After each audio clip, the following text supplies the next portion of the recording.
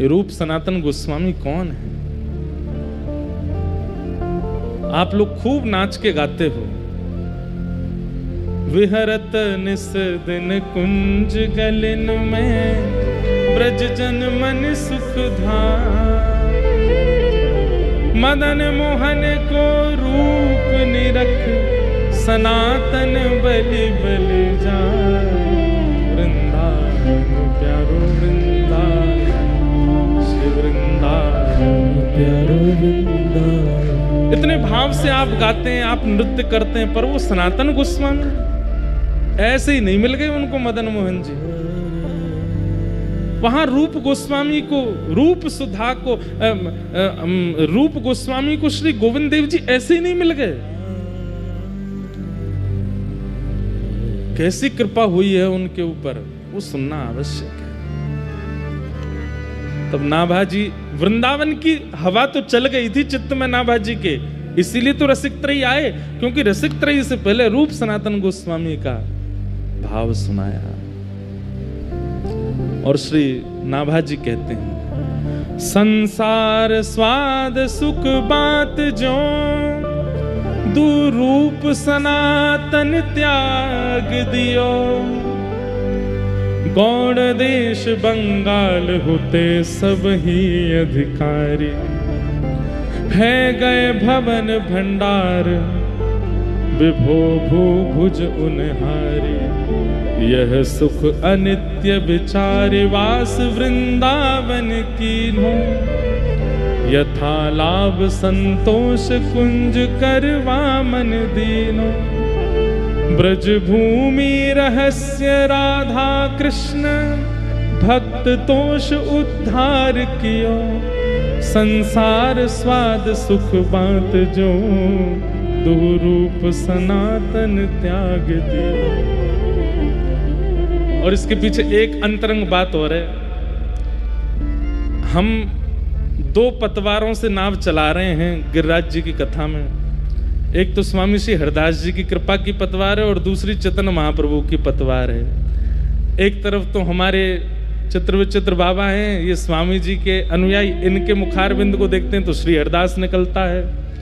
लेकिन जिनकी रोटी हम खा रहे हैं, ऐसे हमारी पूनम दीदी जी के मुख देखते हैं तो फिर यहाँ पे हरे कृष्ण महामंत्र निकलता है। तो ये 2 पतवारों में एक श्री वैष्णव बैठा है।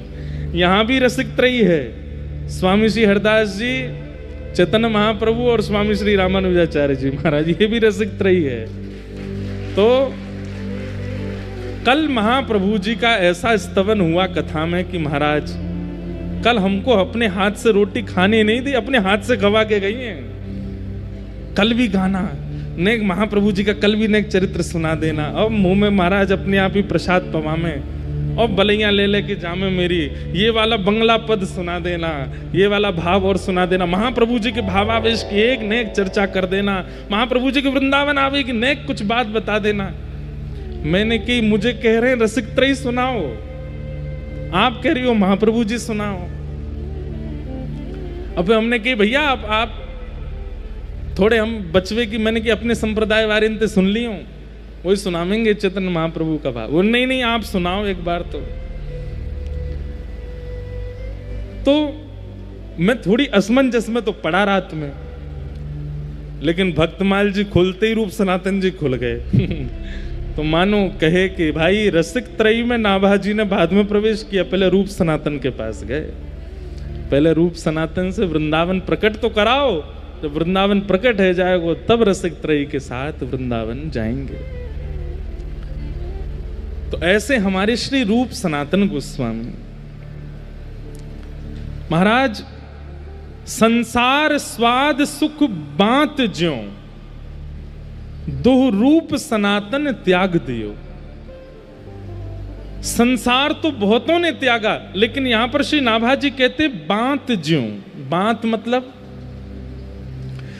एक बार को आपके सामने खीर बनाई जाए, सब लोग इधर देखना, बहुत ध्यान से सुनो कथा।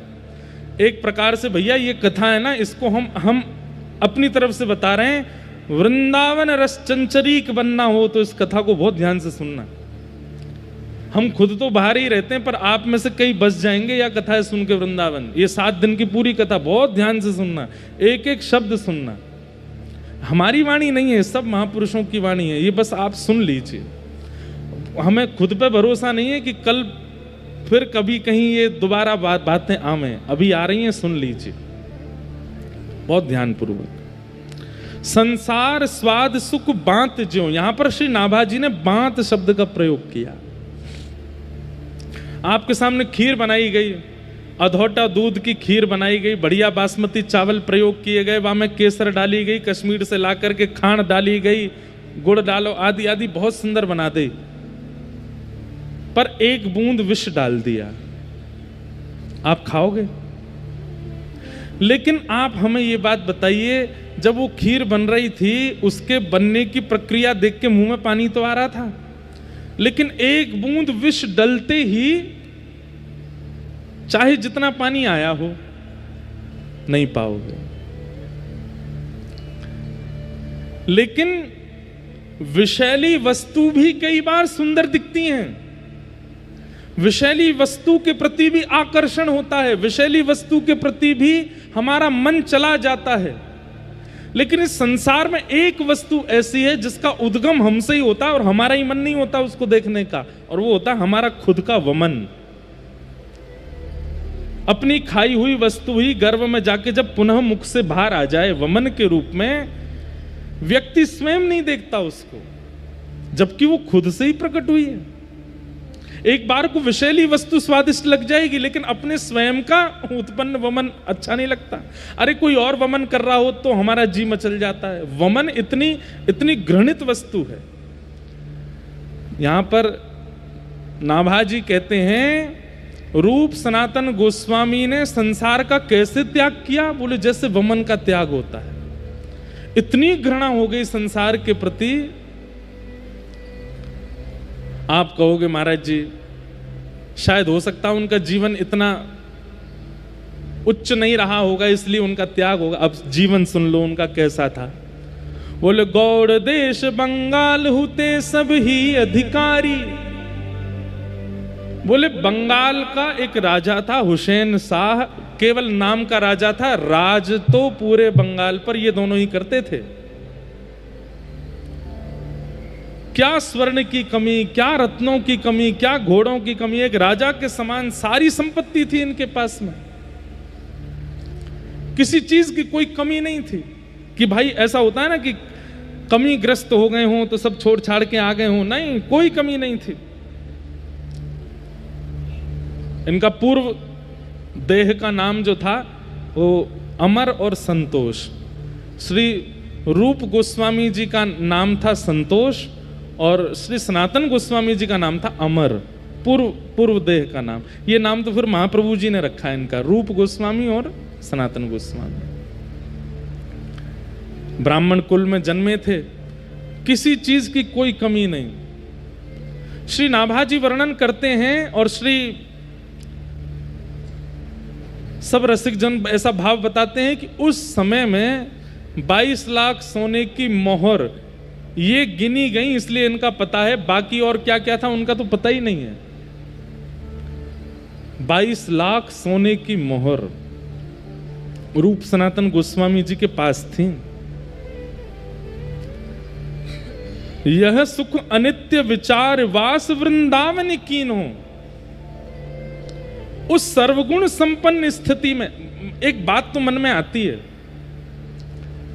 कि भाई भगवत भाव दो लोगों के चित्त में विशेष रूप से प्रकट होता है। एक तो अत्यंत संपत्ति जिसको मिल गई हो और एक जो सब चीजों से बिल्कुल विमुख हो गया हो।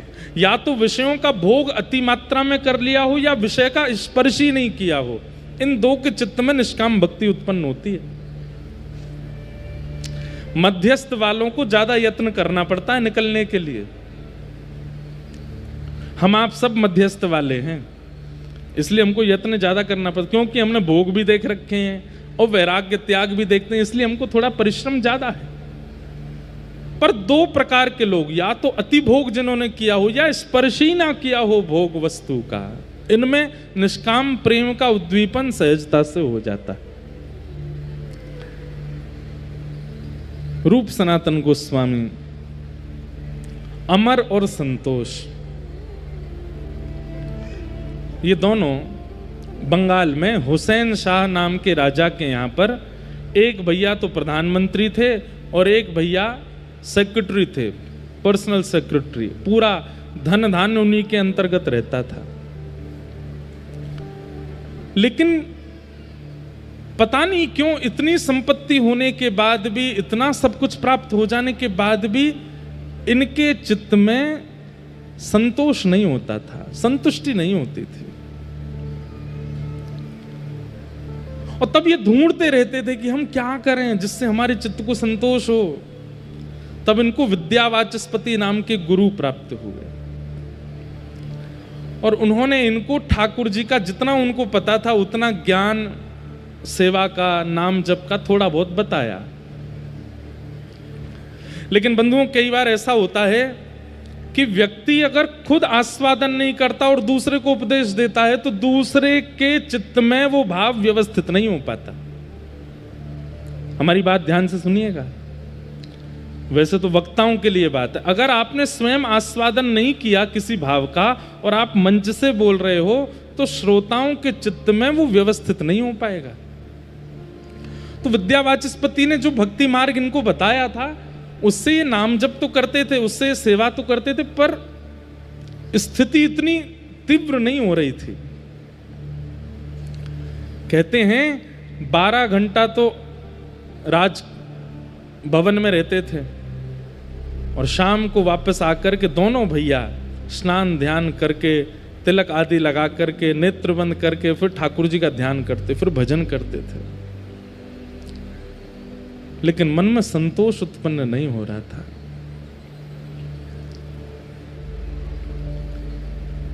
तभी आपने किन्हीं के द्वारा महाप्रभु श्री चैतन्य जी का नाम सुना।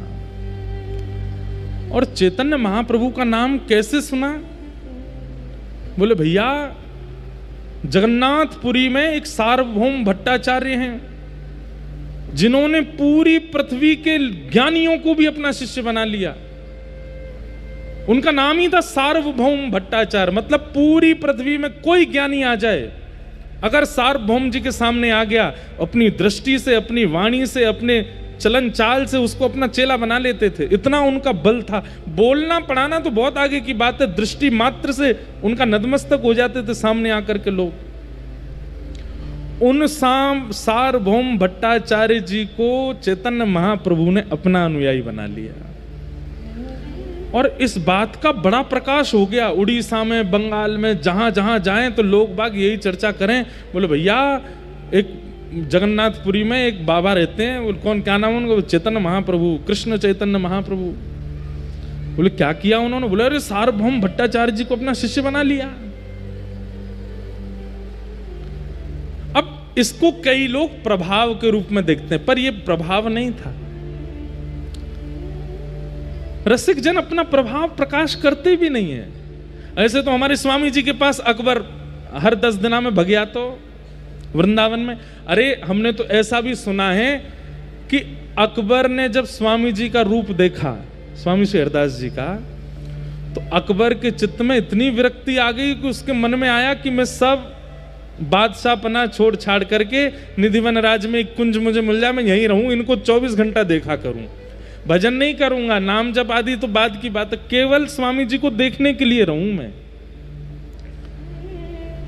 स्वामी जी ने विचार करी कि भैया जे अगर सब छोड़ छाड़ के यहां आ गए हो तो पूरे विश्व में प्रभाव फैल जाएगा कि भैया वृंदावन में एक रसिक श्रोमणी स्वामी श्री हरदास जी हैं जिन्होंने बादशाह अकबर को अपना चेला बना लिया, और फिर यहाँ के प्रभाव के कारण दुनिया यहाँ भीड़ लगावेगी और वृंदावन में इतनी भीड़ है जाएगी, अयोग्य लोग भी आकर के वृंदावन के रस में भंग करेंगे। तो स्वामी जी ने अकबर से कही, तू हमारो चेलो बननो चाहे तो हमारी एक बात मान, बोलका वो दिल्ली चलो जा और वहीं से वृंदावन की सेवा करते रहे।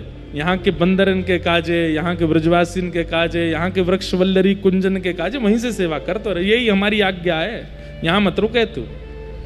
तब अकबर बोला, मैं आपको देखे बिना नहीं रह सकता।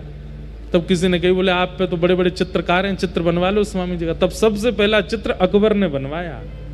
जो स्वामी जी का चित्र आज भी हम सब लोग देखते हैं, उसी ने ही निर्माण कराया और ले गया, और जहां बैठ करके वो अपना नित्य क्रम करता था वहां स्वामी जी का चित्र लगा रहता, नित्य दिखता था। तो आचार्यों के तो रूप में ही इतना प्रभाव है कि उनको कुछ करने की आवश्यकता नहीं है, उससे खिंचे चले जाते हैं लोग। लेकिन दुनिया इसको प्रभाव समझती है, वो प्रभाव नहीं है।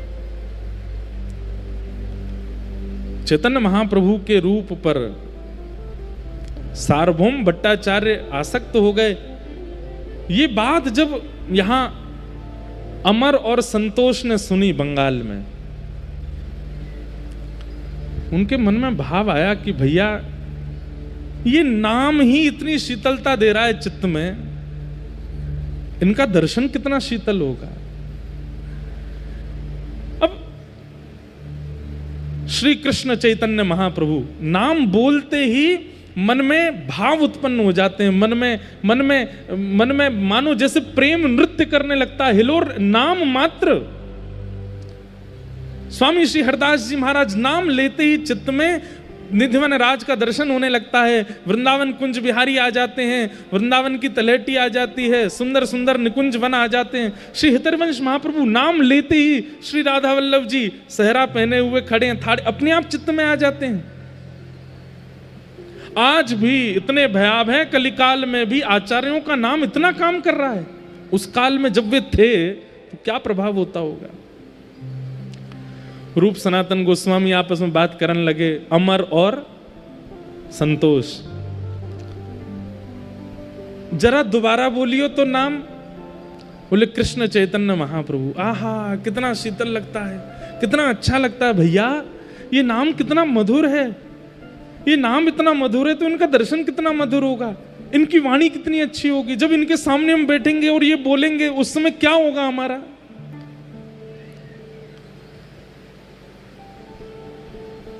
मन में विचार करने लगे क्या करें। तब महाप्रभु जी को इन्होंने पत्र लिखा और पत्र में लिख करके महाप्रभु जी से कहा कि हे महाप्रभु जी, हमारी स्थिति अब रहने की नहीं है, अपनी पूरी स्थिति बताइए, हम कौन हैं, किस पदवी पर हैं, कितना धन है, कितनी संपत्ति है। बोले हमारे जो वस्त्र हैं उनमें भी सोने की कढ़ाई होती है। सब लोग इधर देखो, ध्यान से सुनो। हमारे पास इतने घोड़े हैं, भोजन पानी बनाने के लिए इतने सेवक हैं, हमारे पास कोई कमी नहीं है, लेकिन मन में संतुष्टि नहीं है। जब नाम सुनते हैं, कहीं सत्संग हो रहा है, ये बात सुनते हैं तो नेत्र भर आते हैं। लेकिन क्या बताएं, इतने श्रेष्ठ बन गए हैं कि अब सब त्यागना हमारे लिए मुश्किल हो रहा है। लेकिन मन में आपका नाम जब से आया तब से मन में भाव आ रहा है कि यदि आप आज्ञा कर दोगे तो सब छोड़ के चले जाएंगे। महाप्रभु जी को पत्र लिखा, आप आज्ञा कर दीजिए, हम क्या करें, घर छोड़ दें। आप कह देंगे छोड़ दो, उसके बाद देखेंगे नहीं। मतलब त्याग की अनंत स्थिति आ गई है चित्त में, बस आज्ञा चाहते हैं।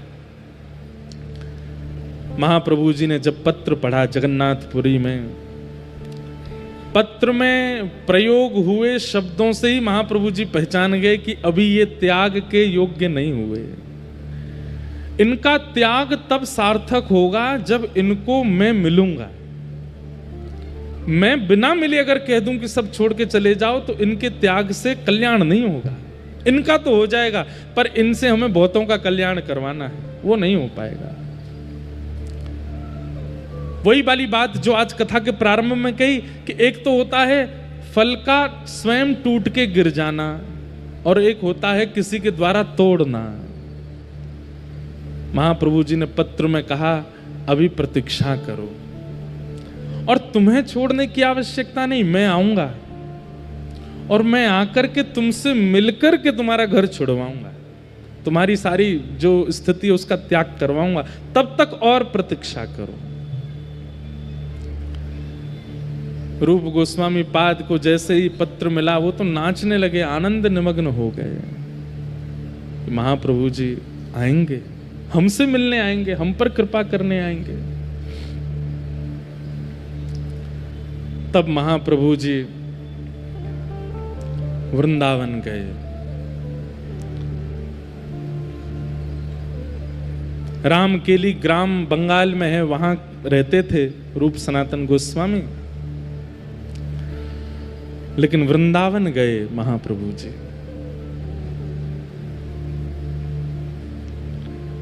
और श्री वृंदावन में इमली तला दर्शन किया है। सेवा कुंज के पास में इमली तला है। कहते हैं कि वो वृक्ष स्वयं हमारे प्रिया प्रियतम ने एक साथ द्वापर युग में ही लगायो।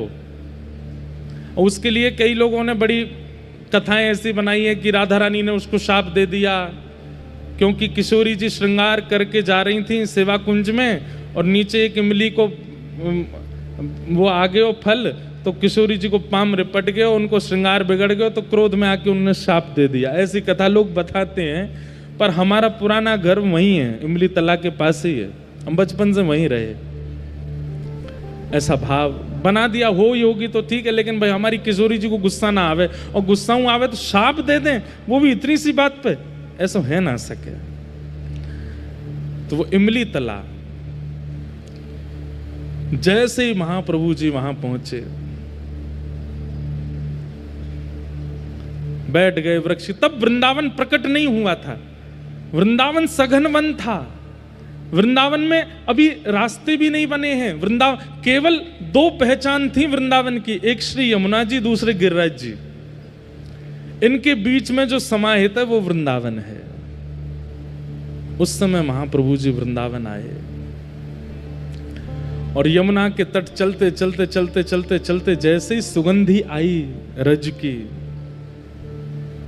समझ गए महाप्रभु जी यही है वो वृंदावन।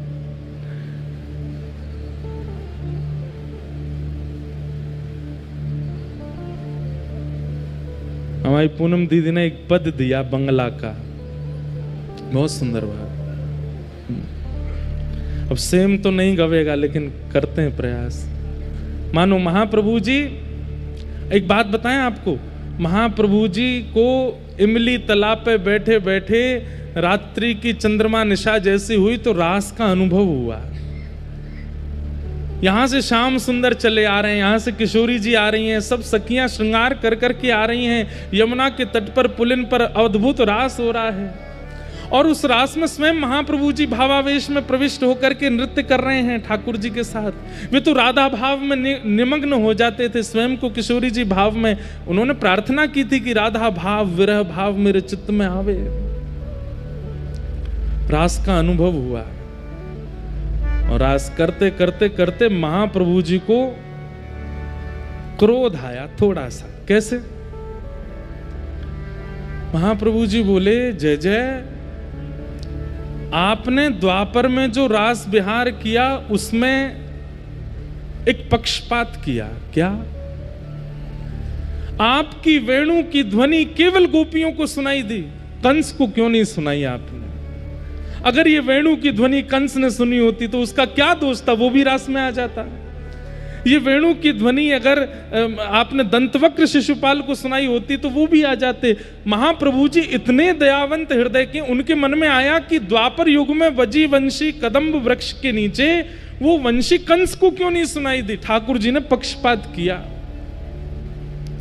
ठाकुर जी, आज पक्षपात नहीं होगा। इस कलिकाल में अगर आपने पक्षपात किया अनर्थ हो जाएगा। और तभी उस रास की भूमिका के मध्य में महाप्रभु जी ऊर्ध्वबाहु होकर के हरि नाम की वेणु बजाने लगे, और जहां जहां तक स्वर पहुंच जाए सबको सुनाऊंगा, किसी को अयोग्य नहीं मानूंगा। जो सामने आ जाएगा उसको ये नाम ध्वनि सुना करके सबको रास विहार में प्रवेश कराना है। अब पक्षपात नहीं होगा श्याम सुंदर, अब तो सबको योग्य बनाना है।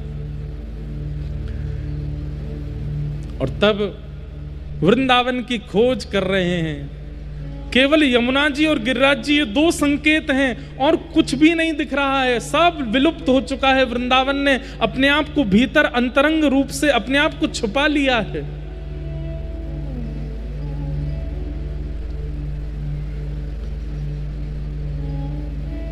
देखो देखो बोलो बोलो गोपेश्वर कोथाय अमर प्राणेश्वर। बोलो बोलो गोपेश्वर कोथाय अमर प्राणेश्वर। मानो गोपेश्वर महादेव को देख करके कहते हैं, अरे बोलो गोपेश्वर, मेरे प्राणनाथ गोपीनाथ कहाँ हैं? ये वृंदावन ही तो है, यमुना जी बह रही हैं, यहीं आसपास ही गोपीनाथ होने चाहिए, बताओ ना वो कहाँ हैं? बोलो बोलो गोवर्धन कोथाय अमर गिरिधारी। बोलो बोलो गोवर्धन कोथाय अमर गिरिधारी। हे गोवर्धन नाथ, वो कहाँ हैं जो उर्ध्वबाहु होकर के एक भुजा को कटी पर धर के धारण करके ब्रज की रक्षा करने के लिए गिरिराज जी उठाए थे? वो कहाँ हैं? दिख क्यों नहीं रहे इस गिरिराज जी में? ढूंढ रहे हैं सब जगह जा जा करके, प्रकट हो वृंदावन। बोलो बोलो वंशी बट कोथाय अमर वंशीधारी। बोलो बोलो वंशी बट कोथाय अमर वंशीधारी। अरे वंशीवट, तुम वंशीवट हो। यहाँ ठाकुर जी वंशीनाद करते थे और गोपियों को घर में बैठे बैठे ही दर्शन होता था। कहाँ गए वो ठाकुर जी? अरे वंशीवट, तुझको तो पता होगा ना, श्याम सुंदर कहाँ है? सब जगह ढूंढ रहे हैं, पूछ रहे हैं, श्याम सुंदर मिल जाए कहीं। बोलो बोलो वृंदावन कोथाय अमर वृंदा विपिन। बोलो बोलो वृंदावन कोथाय अमर वृंदा विपिन। बोलो बोलो ब्रज रज। जैसे गोपियों की स्थिति हुई है, जल से, थल से, वृक्षों से पूछती हैं, ऐसी चेतन महाप्रभु वृंदावन में सबसे पूछ रहे हैं। बोलो बोलो ब्रज रज कोथाय अमर गोपालन। बोलो बोलो गोपेश्वर कोथाय अमर प्राणेश्वर। तभी चंद्रमा की ओर दृष्टि गई है। अरे शरद चंद्रमा, तुम ही प्रकट हुए थे। तब शुकाचार्य जी कहते हैं, भगवान पिता रात्रि शरदोत्फुल्ल मल्लिका विक्षरंतुम मनश्चक्रे योग मायाम उपाश्रिता। आज तुम प्रकट हुए हो, लेकिन ये वृंदावन सूना क्यों पड़ा है? बोलो बोलो शरद चंद्र कोथाय अमर राधा रमण। बोलो बोलो शरद चंद्र कोथाय अमर राधा रमण। ढूंढ रहे हैं कहां है वृंदावन। रोते हैं, बिलकते हैं, भावावेश में आ जाते हैं। अरे सामान्य ब्रजवासी जिसको पोखर तालाब समझते हैं, महाप्रभु जी कहते हैं निकलो बाहर, ये पोखर नहीं है, ये राधा कुंड है। ये किशोरी जी के द्वारा, किशोरी जी के मनोभाव के लिए श्री कृष्ण ने प्रकट किया था। ये राधा कुंड है। महाप्रभु जी स्नान करते हैं, राधा कुंड की रज लेकर के द्वादश तिलक करते हैं, वहीं नृत्य करने लग जाते हैं। अरे तब गिरिराज जी की परिक्रमा भी निर्मित नहीं थी। महाप्रभु जी भ्रमण करते हुए पूरी गिरिराज जी की परिक्रमा करते हैं, दिख जाता है कि ये गिरिराज जी हैं, यहाँ राधा कुंड है, यहाँ श्याम कुंड है, ये पूछरी के लौटा है, यहाँ ठाकुर जी की छठी उत्सव हुआ, ये जतिपुरा है।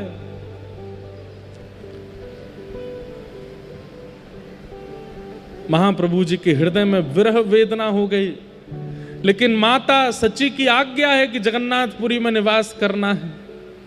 लेकिन महाप्रभु जी के चित्त की आज्ञा है, महाप्रभु जी के चित्त का भाव है कि वृंदावन का प्राकट्य करना है,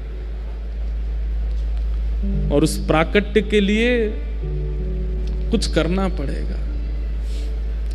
तभी महाप्रभु जी को याद आया कि कुछ पत्र आए थे मेरे पास, और उन पत्रों में 2 भाइयों के पत्र हैं। कौन हैं दोनों?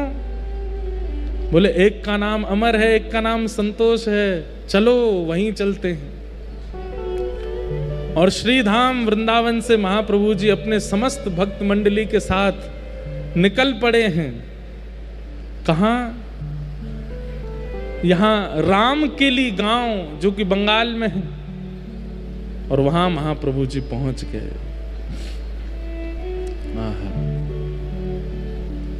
जैसे ही महाप्रभु जी पहुंचे, उत्ताल नृत्य कर रहे हैं, सब महामंत्र के साथ नृत्य कर रहे हैं, गा रहे हैं हरे कृष्ण कृष्ण कृष्ण हरे हरे, हरे राम राम राम हरे हरे। और ये ध्वनि जैसे ही पहुंची है, संतोष और अमर के कानों में मानो जैसे गोपियां कृष्ण वंशी नाद सुनकर के दौड़ पड़ी थी अपने घरों से, ऐसे ही ये महामंत्र की ध्वनि सुन, इनको नहीं पता है कि महाप्रभु जी आ रहे हैं, लेकिन उस नाम ने मानो जैसे कान में क्लीम शब्द कह दिया हो, अरे रूप, अरे सनातन, जल्दी चलो, महाप्रभु जी आ गए, जिनकी तुम प्रतीक्षा कर रहे हो वो सामने आ गए हैं। तुरंत दौड़ पड़े, अपने राजकीय कार्यों को छोड़ दिया, घोड़े पर नहीं बैठे, पादुका भी नहीं पहनी, दौड़ पड़े, भुजा उठा करके दौड़ रहे हैं। तभी देखते हैं, आहा, असंख्य सब गोस्वामी जन नृत्य कर रहे हैं, और मध्यस्थ भुजा उठा करके श्री चैतन्य महाप्रभु नृत्य कर रहे हैं। दोनों ने जाकर के दंडवत प्रणाम किया, नेत्रों से प्रेमाश्रु पुलकित हो गए, अश्रु प्रवाह होने लगा। महाप्रभु जी के चरणों में वंदन करके कहे, बोले प्रभु अब कृपा करो, अब अनुग्रह करो, अब नहीं रहना है, अब नहीं यहां बस सकते हम। महाप्रभु जी बोले, राम के लिए आने की और कोई योजना नहीं है, तुम्हारे लिए ही आए हैं हम, तुम दोनों को ही स्वीकार करने के लिए आए हैं। अब सब छोड़ करके जाना है और श्री वृंदावन का प्राकट्य करना है। महाप्रभु जी के सन्मुख दोनों विराजमान हो गए, रुदन करने लगे, बोले हम तो इस योग्य नहीं हैं, हमारे अंदर तो इतनी योग्यताएं नहीं हैं, हम तो इस लायक नहीं हैं, कैसे करेंगे। महाप्रभु जी बोले, वृंदावन के प्राकट्य के लिए ज्ञान का होना आवश्यक नहीं, त्याग का होना आवश्यक नहीं, वैराग्य का होना आवश्यक नहीं, प्रेम का होना आवश्यक है। और तुम्हारे चित्त में वो प्रेम है।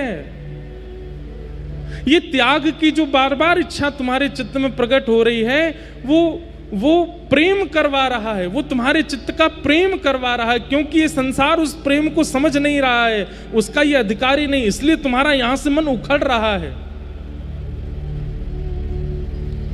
अब हमारी आज्ञा है, अब तुम दोनों कुछ दिन साधन करो और सब व्यवस्थाओं से निवृत्त होकर के श्रीधाम वृंदावन जाओ, और वृंदावन जाकर के वृंदावन के विलुप्त स्थानों का प्रकट करो, वृंदावन के लीला स्थलों का प्रकट करो, वृंदावन की रस चर्चाओं का प्रादुर्भाव करो। और इन सब का यदि भली भांति प्रादुर्भाव किया, रूप सनातन गोस्वामी पूछने लगे कि हमारे कार्य जो हम कर रहे हैं वो सही कर रहे हैं, इसका प्रमाण कैसे मिलेगा। महाप्रभु जी के नेत्र सजल हो गए, दोनों को हृदय से लगा करके बोले, यदि तुमने कार्य किया और वृंदावन के स्थानों, अब वृंदावन में तो कुछ भी नहीं पता कि कौन सी स्थान कहाँ है, तो महाप्रभु जी बोले, अगर तुमने सही सही स्थानों का चयन करके प्रकट कर दिया तो तुम्हारे द्वारा प्रकट किए गए स्थान उचित हैं, यही वृंदावन है। इसका प्रमाण देने के लिए ठाकुर जी प्रकट होकर के तुमसे सेवा कराएंगे।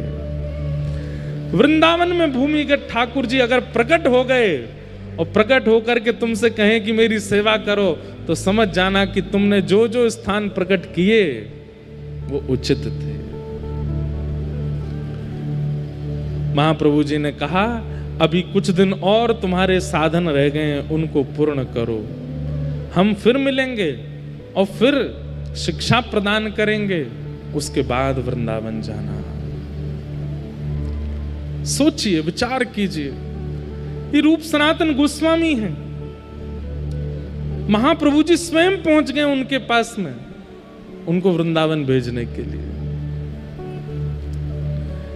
वृंदावन चित्त में विरह प्रकट करता है, मन होता है कि चलें वृंदावन, चलें वृंदावन, चलें वृंदावन। लेकिन मैं हमेशा कहता हूं कि 3 संकेत हैं। वृंदावन स्वप्न में आवे, ध्यान में आवे कि चलें वृंदावन, उसके बाद प्रतीक्षा करो कोई प्रसाद वृंदावन का आ जाए, उसके बाद फिर तीसरा प्रतीक्षण करो कि कोई ब्रजवासी आकर के कह दे। और जैसे ही कोई ब्रजवासी आकर के या ब्रजभाव से चित्त जिसका रमा हुआ है, ऐसा आचार्य चरण आकर के अगर आज्ञा कर दे कि जाओ वृंदावन, फिर नहीं रुकना है, फिर तो वृंदावन जाना है।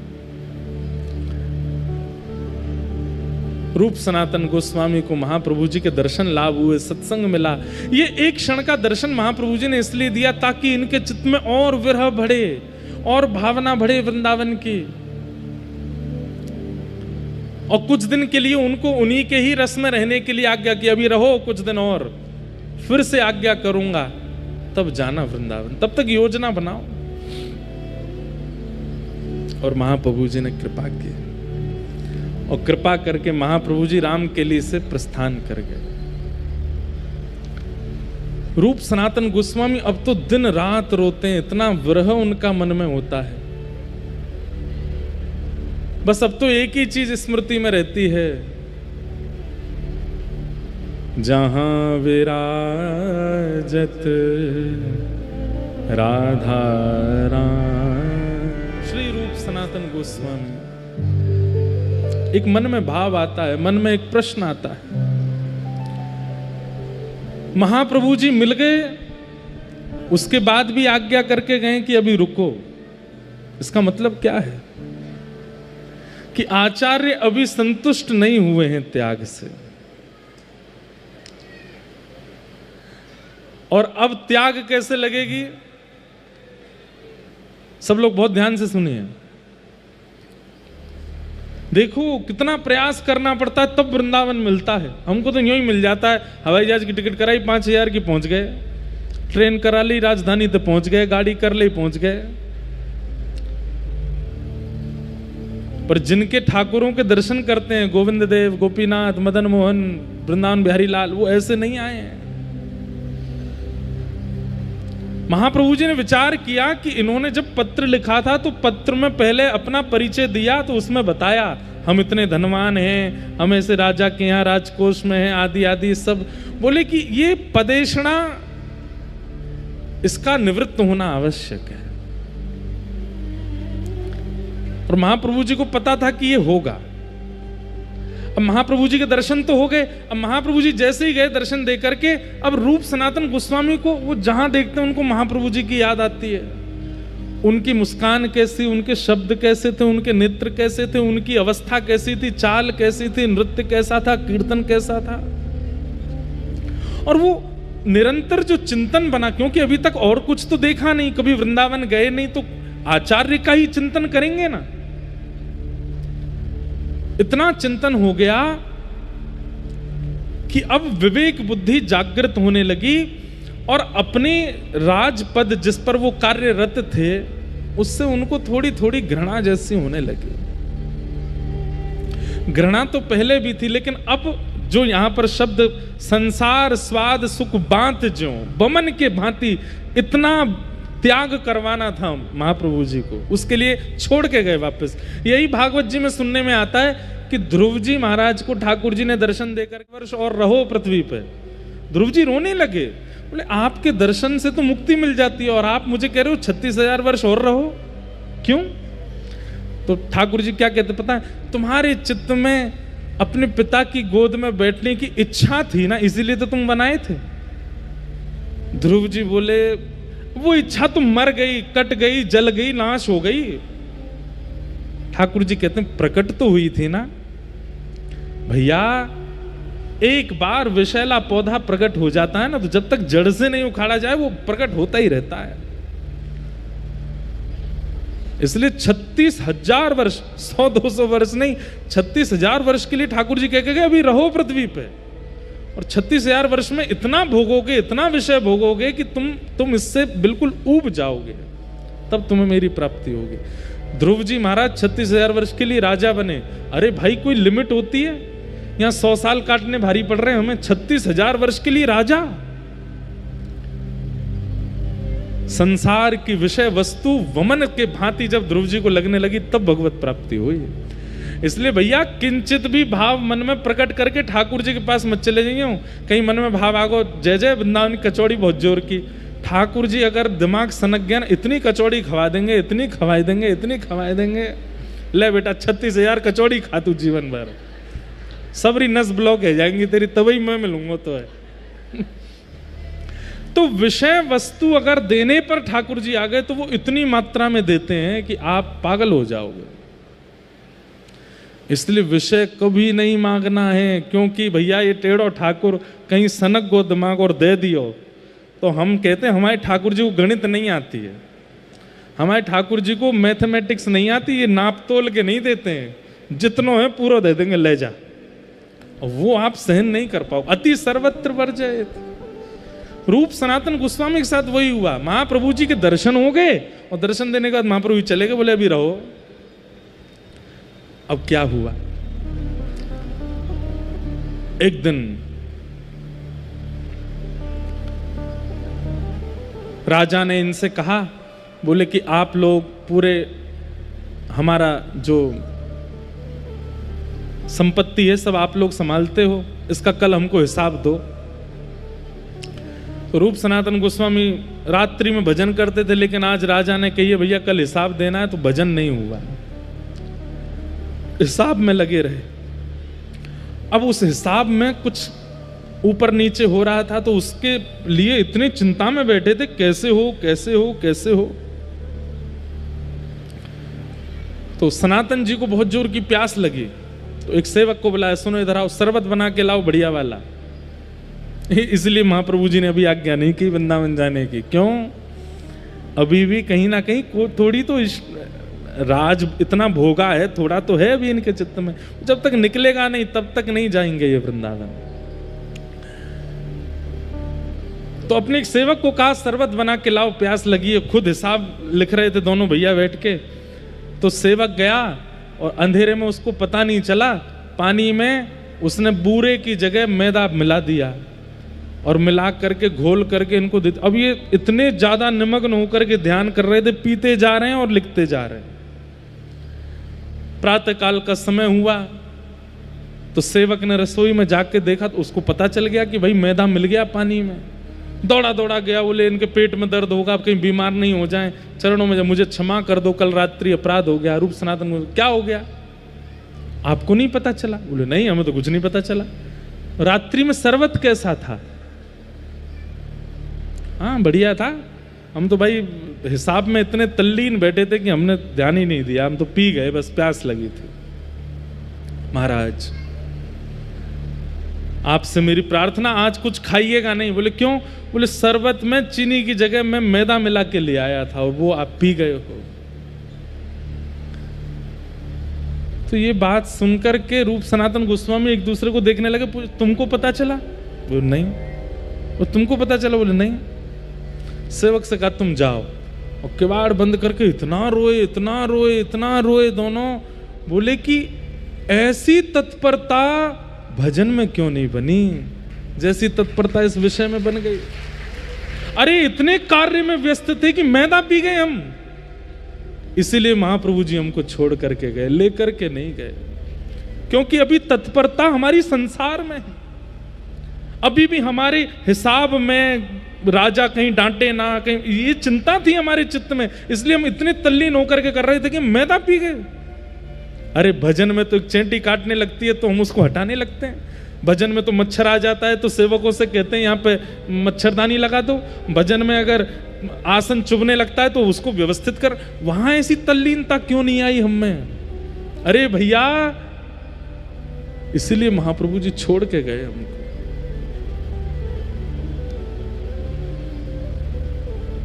अब तो यही चिंता बनी हुई है दोनों की कि ऐसी तत्परता भजन में क्यों नहीं बनी हमारी।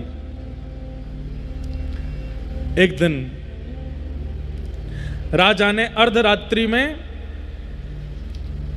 अमर संतोष नाम थे पूर्व के, इनको बुलाया, बोले अमर को बुला के लाओ, हमको एक हिसाब के बारे में बात करनी है। अर्धरात्रि का समय, भजन में बैठे थे अमर, इतने में इस सेवकों ने आगे कहा राजा आपको अभी बुला रहे। तुरंत इन्होंने माला वहीं की वहीं विराजमान कर दी, अपने भैया संतोष से कहा तुम तो अपना नाम जप करो, मिल के आऊं, राजा बुला रहा है। अर्धरात्रि में पालकी में बैठ करके निकल गए, पालकी में घूमते थे।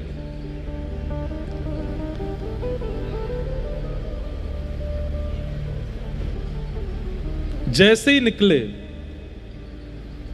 वर्षा हो रही थी, पानी भरा था, लेकिन ये तो महाराज हैं, तो पालकी में बैठ के जा रहे हैं, बेचारे कहार वर्षा में भीगते चप चप करते लेके जा रहे हैं इनको। इतने में ही एक घर पड़ा और उस घर के सामने से जैसी पालकी निकली तो पैरों की आवाज जल पे चलने की हो रही थी। तो भीतर सोए आदमी ने अपनी पत्नी से कहा अरे द्वार खोल, कहीं अपने रिश्तेदार तो नहीं आए। पत्नी बोली नहीं नहीं रिश्तेदार नहीं। बोले पैरों की आवाज तो आ रही है। तो पत्नी बोली कुत्ता होगा, कुत्ता घूम रहा होगा बाहर। अरे देख तो ले कहीं कुत्ता नहीं हुआ तो। बोले नहीं तो चोर होगा, रात में कहीं चोरी करने जा रहा होगा। अरे एक बार देख तो ले। बोले और ज्यादा से ज्यादा क्या होगा, कोई राजा का दूत होगा। ये बात अमर ने पालकी में बैठे बैठे सुन ली। बोले इन तीन के अलावा कोई नहीं हो सकता इतनी रात में बारिश में, या तो कुत्ता होगा या चोर होगा, कोई राजा का दूत होगा। बोले मतलब हमारी तुलना कुत्ते और चोर के बीच में है। हम जिस अपनी गरिमा महिमा को कहीं ना कहीं कुछ समझ बैठे हैं और इतनी वर्षा में भी कहारों को लगा करके पालकी में बैठ के जा रहे हैं, वहां ये सामान्य से घर के लोग हमको चोर और कुत्तों के बीच में तोल रहे हैं। राजा से मिलने तो गए लेकिन मन नहीं लगा, वही चीज दिमाग में चलती रही। लौट करके वापस आए और संतोष के पास जाके भैया हम लोग कुत्ते के समान हैं। अरे एक जगह ऐसी बात हो गई, कुत्ता है या तो चोर है या राजा का कोई दूत है। बोले मैं तब से चिंता में हूं कि हम जीवन भर जिसका मान यश प्रतिष्ठा का भाव रखते रहे चित्त में, वहां हमको चोर और कुत्तों के बीच में गिन लिया गया। संतोष यानी कि रूप गोस्वामी तो बोले भैया सही तो कहा, कुत्ता भी तो ऐसा ही होता है, उसको चाहे झूठा मिल जाए, चाहे कूटा मिल जाए, चाहे कैसा भी मिल जाए, वो भोजन के लिए किसी के भी द्वार पर चला जाता है। राजदूत भी तो यही करता है और चोर भी तो यही करता है। वो ये नहीं विचार करता कौन छोटा कौन बड़ा, कौन धनवान कौन निर्धन, कौन के घर में कैसी परिस्थिति, सबके घर से चोरी कर लेता है। हम लोग भी तो वही करते हैं, राजदूत हैं, कर लेने के लिए जाते हैं, कुछ विचार नहीं करते, सबसे कर लेते हैं। उसी समय अमर सनातन गोस्वामी उन्होंने कहा अब नहीं, बस अब हो गया। इसीलिए महाप्रभु जी हमको छोड़ करके चले गए, स्वीकार नहीं किया। मैं रुकता हूं, ये परिवार सब इतना विस्तृत कर दिया है, सबको व्यवस्थित करता हूं, तू अभी निकल, इसी वक्त निकल जा। अब नहीं रहना यहाँ पर, अब जीवन का उद्देश्य जो महाप्रभु जी कह के गए वृंदावन जाना है, उनसे आज्ञा ले तू जा करके, अब नहीं रहना भैया, अब हो गया बस। तुझे डर तो नहीं, तुझे भय तो नहीं कि राजा कुछ कहेगा? बोले मुझे बिल्कुल भय नहीं है। तुझे इस बात का भय तो नहीं पीछे से संपत्ति का? बोले बिल्कुल नहीं। बोले अब तरीका, अब बिल्कुल सही समय, अभी निकल। और उसी समय संतोष निकल गए घर से। ये 2 ठोकरें चाहते थे महाप्रभु जी की इनको लगे, उसके बाद ये पूर्ण त्याग होगा। फिर ये पूछेंगे नहीं पत्र भेज करके कि जाएं कि नहीं, ये चले ही जाएंगे। ये भी पूछ रहे हैं कि जाएं कि नहीं जाएं। निकल गए। और संतोष ने पूछा, कहीं से पता लगाया कहां है महाप्रभु जी, तो पता चला प्रयागराज में, वृंदावन से जा रहे हैं पुरी की ओर। पहुंच गए प्रयागराज और वहीं त्रिवेणी संगम पर महाप्रभु जी मिल गए। और आज संतोष को संतोष नहीं कहा है, महाप्रभु जी देखते, अरे मेरा रूप आ गया, आओ तो। नाम सुनते ही कान खड़े हो गए। आपने मुझे क्या संबोधित किया? बोले जो तुम वास्तव में हो वो संबोधित किया। तुम श्री प्रिया जी की रूप मंजरी हो। पहले मुझे संतोष दिखा था, आज मुझे रूप दिखा है, आओ। तुरंत निमग्न हो गए, चरणों में जाके बेहोश हो गए रूप गोस्वामी। हृदय से लगा लिया महाप्रभु जी ने। भैया ये आचार्य चरणों की सोच कैसी होती है, हम कहां कब समझेंगे उनके भाव को। वो कहां, वो डांट भी रहे ना तो उसमें कोई हित सोचा होगा हमारे लिए। वो छोड़ भी रहे ना, वो लताड़ भी रहे ना, वो कभी मार भी रहे ना, तो समझो कि कुछ सोच रहे हैं हमारे लिए अच्छा, इसलिए कर रहे हैं ऐसा। आजकल की गुरु परंपरा तो विलग है, हमारे अनुसार गुरु जी व्यवहार करो हमारे साथ। अब रूप बनकर के आए, हृदय से लगाया और बैठाया और शिक्षा प्रदान की। और महाप्रभु जी ने कहा जाओ, अब वृंदावन जाओ और उसकी चिंता मत करना, अमर भी आएगा, वो भी पहुंचेगा। तब तक तुम पहुंचो वृंदावन, और वृंदावन जाकर के अब वृंदावन के तीर्थों को खोजो, वृंदावन में रसिक जनों के भाव प्रकट करो, और तुम्हारे द्वारा तीर्थ और जो स्थान ढूंढे जाएंगे, मैंने पहले भी कहा, अगर वो उचित होंगे तो उसके प्रमाण रूप में तुमको ठाकुर जी मिलेंगे जी। और रूप गोस्वामी वृंदावन की ओर निकल पड़े। यहां पर सनातन गोस्वामी जो कि अमर हैं, जिनका नाम, वो सब व्यवस्थाएं करने में लगे हैं। बोले क्यों? इतनी सारी मुद्राएं सोने की आदि सब पड़ी हैं यहाँ पर, इनको कहीं व्यवस्थित कर जाओ। कुछ अपने पूर्व आश्रम के परिवारों को दे दिए, कुछ किन्हीं लोगों में बांट दिए, कुछ कहीं लगा दिए, किसी के थे उसको दे दिए, सब जगह सब खत्म करके जाएं। कहीं वृंदावन जाके भी चिंता ना बनी रहे, इतनी प्रॉपर्टी है, इतना महल है, इतने पैसा धरे हैं वहाँ पे, क्या हो रहा होगा। अगर छोड़ के जाए तो चिंता बनेगी, इसलिए सबको लगा जाओ। और सबको सब जगह लगा दिया। बस अब प्रतीक्षा कर रहे थे कि उत्कंठा चित्त में ऐसी आवे कि बस भागूं वृंदावन की ओर, तब निकलूंगा।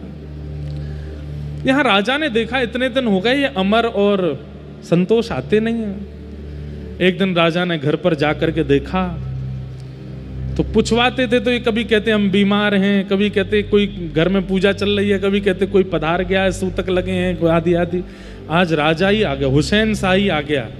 और आकर के उसने जब देखा तो देखा यहाँ तो कीर्तन चल रहा है और यहाँ अमर बैठ करके बढ़िया नाम जप कर रहे हैं, नेत्रों से आंसू बह रहे हैं। बोले ये सब क्या किया तुमने? वहां पूरा राजकीय हमारा शासन इतने खतरे में, तुम यहाँ बैठकर ये नाम जप कर रहे हो, कीर्तन कर रहे हो और बहाना बना देते हो बीमार हो।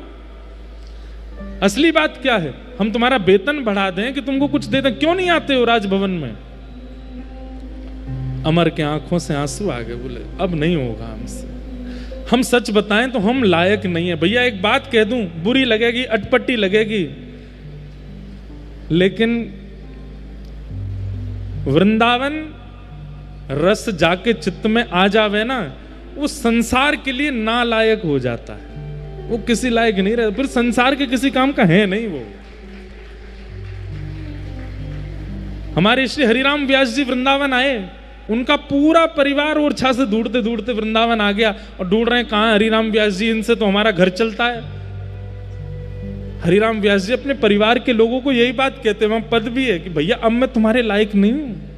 वो हरिराम व्यास जो दिग्विजय करता था, जीत जीत करके धन लेकर के आता था, वो स्थिति मेरी नहीं है अब। वृंदावन के रूख हमारे माता पिता गुरु बंधु।